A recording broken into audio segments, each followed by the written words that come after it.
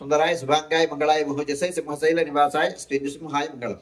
శ్రీ శ్రీ శ్రీ వరాహలక్ష్మీ నృసింహస్వామి వారి సన్నిధానంలో శ్రావణ బహుళ ప్రతిపత్ మంగళవారం ధనిష్ట నక్షత్రం ఆగస్టు 20వ తారీఖు యథావిధిగా 4 నుంచి 4:30 గంటల వరకు సుప్రభాత సేవ. సుప్రభాత సేవలో భాగస్వాములు కాగోరు వారు దానికి తగిన రుసుము చెల్లించి సంప్రదాయ వస్త్రధారణంతో పరిమిత సంఖ్యలో భాగస్వాములు కావచ్చు. 4:30 గంటల నుంచి 6:30 గంటల వరకు ప్రాతరారాధనం.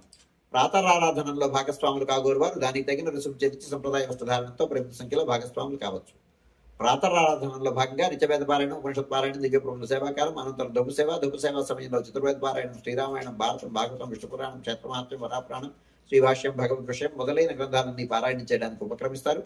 అనంతరం బాలభోగ నివేదనం అయిన తర్వాత నిత్యహోమం, పరిహరణం అయిన తర్వాత మంగళాశాస్త్రం, చాత్మరగోష్ఠి, తీర్థ వినియోగం అయిన తర్వాత చుట్టూ సన్నిధిలో మంగళాశాస్త్రం పూర్తి చేసుకున్న తర్వాత సుమారు 6:30 గంటల నుంచి సర్వదర్శనం ఆరంభమవుతుంది. 7:30 గంటలకు సహస్రనామార్చనం, 8:30 గంటలకు ఆర్జిత గరుడ సేవ, 9:30 గంటలకు ఆర్జిత నిత్య కళ్యాణం ఆరంభమవుతాయి. ఆయా సేవల్లో భాగస్వాములు కాగోరు వారు ఆయా సేవలకు తగిన రుసుము చెల్లించి సంప్రదాయ వస్త్రధారణంతో పరిమిత సంఖ్యలో భాగస్వాములు కావచ్చు.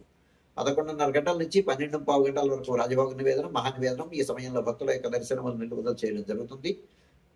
12:15 గంటల నుంచి మధ్యాహ్నం 2:30 గంటల వరకు సర్వదర్శనం, మధ్యాహ్నం 2:30 గంటల నుంచి 3 గంటల వరకు మధ్యాహ్న విరామం. ఈ సమయంలో భక్తుల యొక్క దర్శనములు నిలుపుదల చేయడం జరుగుతుంది. మధ్యాహ్నం 3 గంటల నుంచి రాత్రి 7 గంటల వరకు సర్వదర్శనం. రాత్రి 7 గంటల నుంచి 8:30 గంటల వరకు రాత్రి ఆరాధన.